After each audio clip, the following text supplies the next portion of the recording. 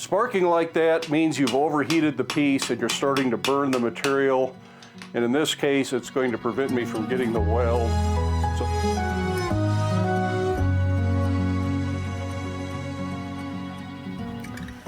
You like the idea of using scrap material or short cutoffs. I guess nothing is scrap if you can make use of it. But using these kind of materials to explore some creative ideas. So today I have some channel iron, and this is 1.5 by 1/2 inch channel iron. Looks like it's 1/8 inch thick. This is just something I happen to have back there. I'm not sure what else I would use it for. So today I thought we would explore making some kind of a scrolled finial with this material. Not exactly sure what we're going to end up with, but we're going to find out. And since we haven't been over here in the little shop for a while, I thought we would work over here, so I need to get the coal forge lit. I did end up putting an electric blower in the coal forge. This makes it so much easier when I need to move cameras around and deal with lighting, things like that. And I can still let the blower run. Whereas with a hand crank blower, I have to stand there at the blower, and it really takes a lot longer to do videos using the hand crank blower.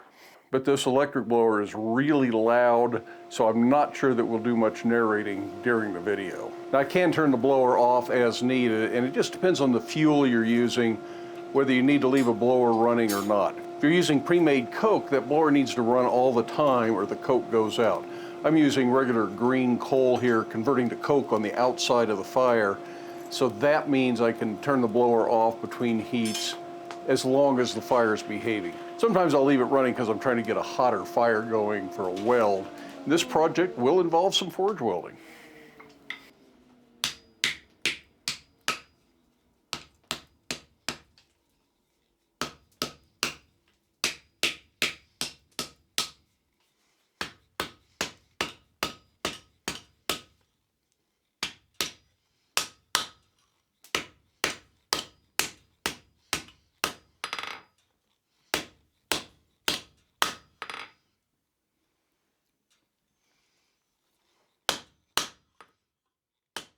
Now before I'm all done with this, I'm going to forge weld this to a longer bar.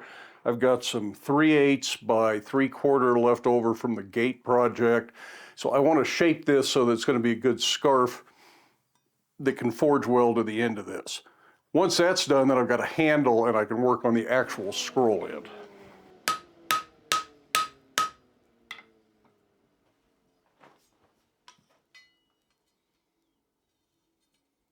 Now I'll go ahead and put a scarf on the end of that.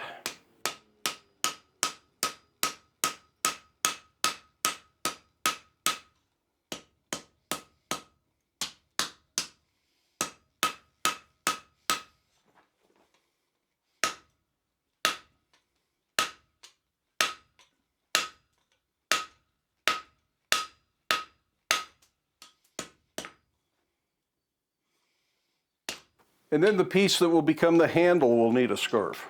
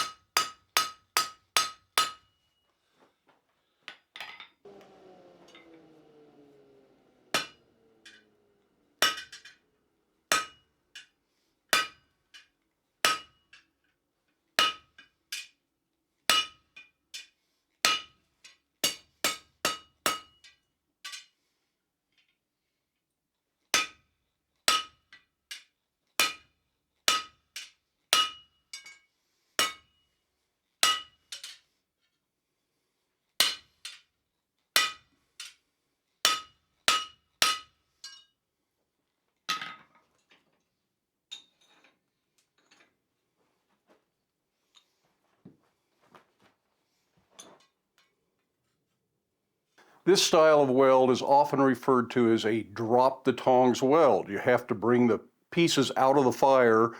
You're holding something in both hands, but you need to pick up the hammer. So you set one piece on the anvil, hold it in place with the other piece, drop the tongs, and then strike it with your hammer and set that weld. Doesn't have to be a perfect weld at this point. If you need to take another heat once it's set, you can do that. But if you're just learning to forge weld, or if you haven't done a weld like this in a while, it pays to rehearse that move a few times cold before you bring it up to heat and flux it. You have a helper in the shop, they could hold one piece, or they could actually grab the hammer and set the weld for you. But like most of you working in a one-person shop, I don't have that luxury, so I need to be able to do this move. And I've done this enough, I don't really need to practice it too much. I'll bring this up just below a welding heat, flux it, put it back in the fire, bring it both pieces to a welding heat simultaneously. You might have to move them around on the fire a little bit to get the heat right where you want it, and then we'll get that weld.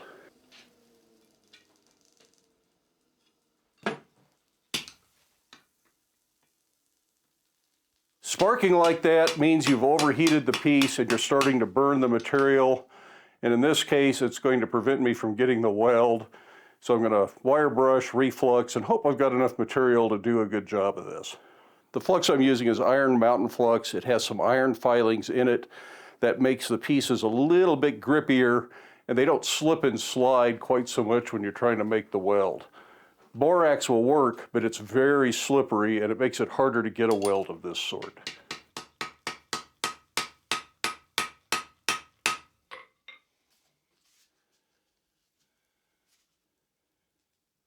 So that's stuck, but it's not very solid. I'm going to go back in the fire. Slightly misaligned, but I'm not going to worry about that at this point. Anytime you're doing any heavy forging on the weld area, you need to come back up to welding heat, and that way you're constantly refining the weld. As you get to the final stages, you can work it at lower heat, and that'll give you a cleaner surface than the high heat from the weld does.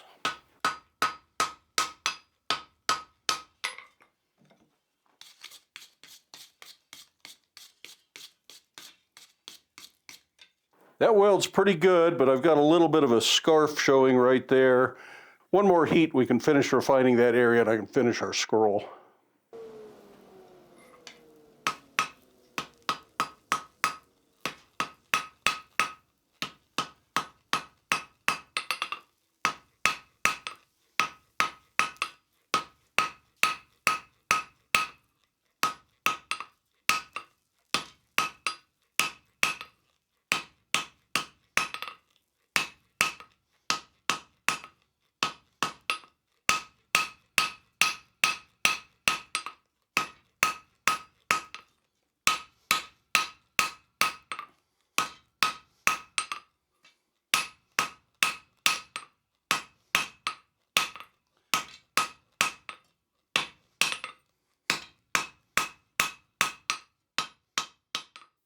Now that I'm happy with the weld, I'm going to go ahead and work this down into a lower heat. Helps leave a much smoother surface, knocks most of the scale off. It does help to refine the grain structure down inside the weld. I also thin this out just a little bit through here so that that bends easily enough and isn't a point of resistance when we do the scroll. But after burning that a little bit, using some flux in the fire, and knowing that my coal's pretty dirty, I'm going to go ahead and clean my fire before I go on. You should do this before doing your forge weld if you've been working for a while. But since this was a fresh fire at that point, it didn't really need it then.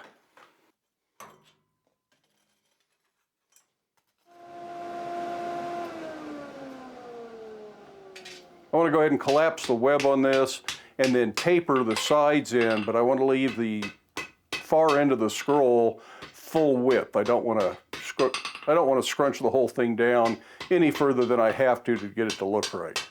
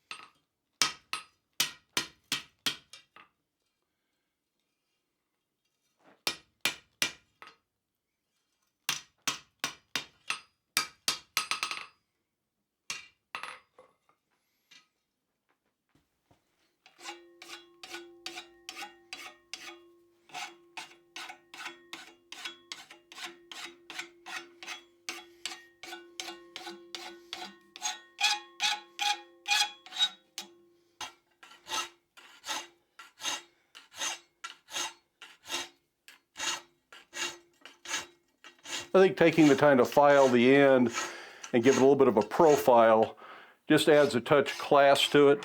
Don't know that it's really necessary though.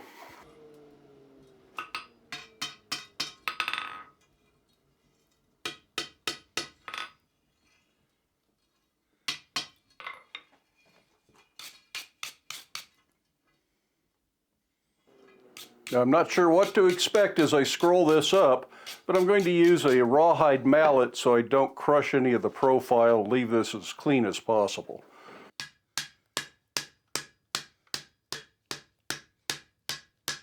Those ends are flaring out. I think that's okay.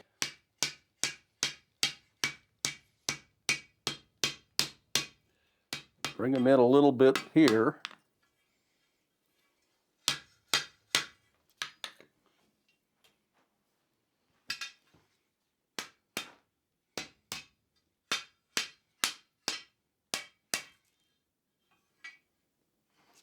You see how it's not curling at the end, so I want to make sure I work that down before I get it so tight I can't get to it again.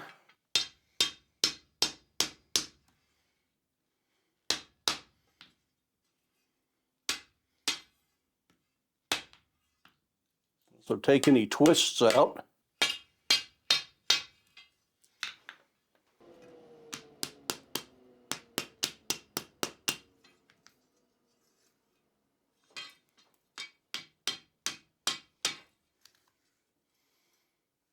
Yeah, I like that a lot.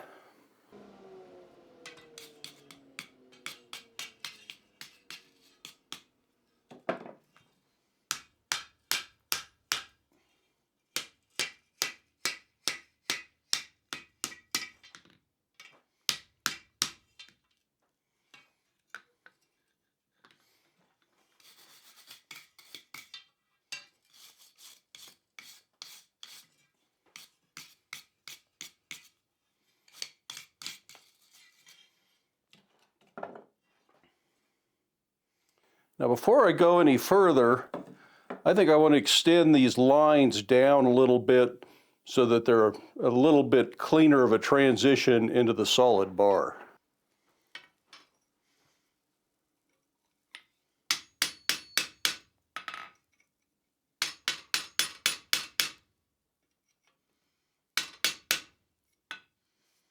Cobwebs on my chisel. It has been a while since we've been down here.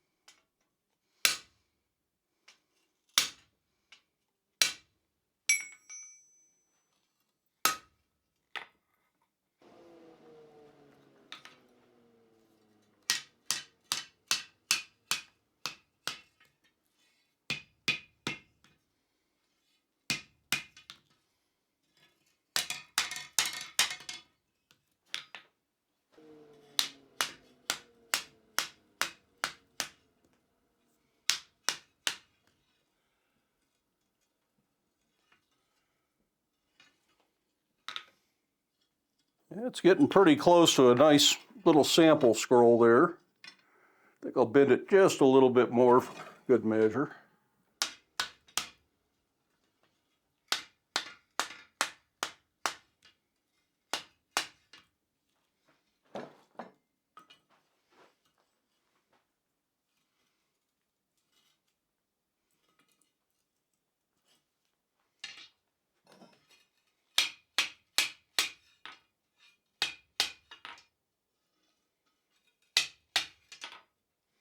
Now that I'm no longer in this channel iron area, I can go to a regular hammer. Not going to hurt anything.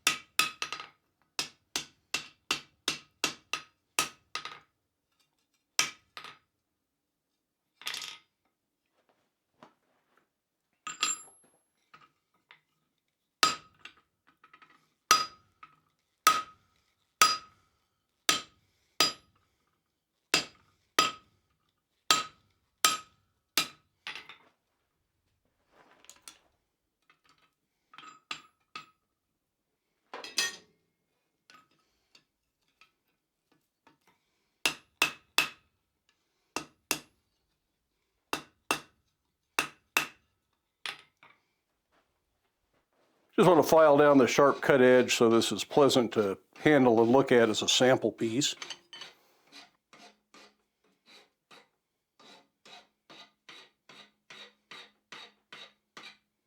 Well, this is hot. I'll put a little bit of the forge finish from Zach over at ZH Fabrication. They sent me some of this to try out a while back, and it's been a pretty good substitute for the Johnson's paste wax. Probably a better wax than the Johnson's was. This may be a little hot. It should smoke, but just lightly. I'll go ahead and get this on here so we can get it finished, though. Okay, I really like this detail. I have a feeling this would be really difficult to create from just flat stock to get that nice clean corner along this side here. And it's really a creative use for channel iron. I have one more piece that's cut about the same length, and I may make another one and see if I can figure out what this might look like as a compound scroll with more than one, maybe a scroll on each end, in which case I probably shouldn't have cut this off, but maybe the other scroll will go over here on the other side. Not sure, don't know if I'll have time to do that or not.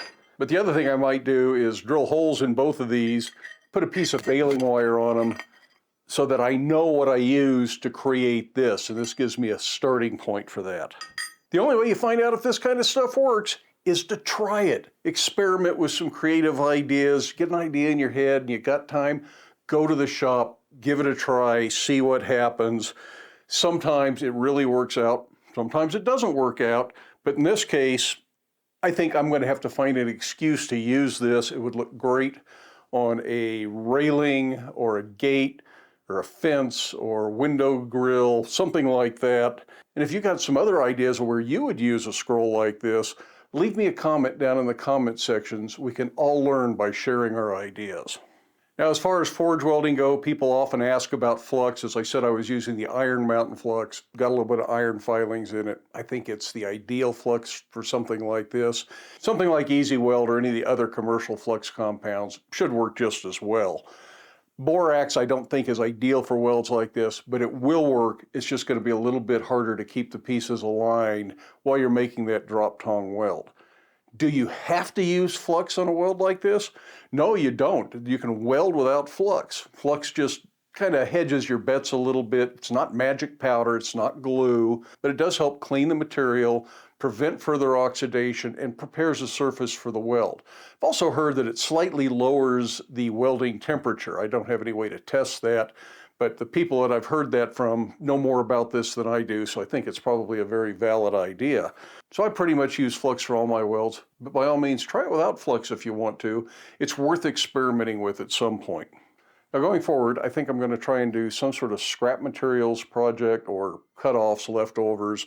Nothing's really scrap if you ever make use of it. Right up to the point that it goes to recycling, it's still materials. But anyways, I think I will call it the Scrap Iron Challenge, something like that. We'll try to do that about once a month, maybe twice a month, just depending on what I'm doing. Experimenting with simple ideas or making simple projects out of scrap is a good learning experience, a good creative challenge, and it allows me to get a few more videos out that you can enjoy here on YouTube while still freeing up some of my time to work on some of the bigger projects. And that means we'll be able to look at videos on those bigger projects also maybe once, maybe twice a month. If you're tired of the annoying ads and would like to see the videos without the ads and get early access to the videos, usually a day or two early, you can do that over on Patreon. Paid Patreon members get early access to the videos, ad-free videos, and in most cases, sponsor-free videos when there's a video sponsor. Channel members here on YouTube also help support the channel, and they get early access to the videos, but those videos still have the ads because it's the same video that you're watching now. Anyways, I hope you enjoyed this project. Hope you enjoyed getting back into the little shop working in the coal forge. I know I did. But in the meantime, make time in your day to get out to your shop. Make something, do something creative. Stay safe, wear your safety glasses. We'll see you for the next video.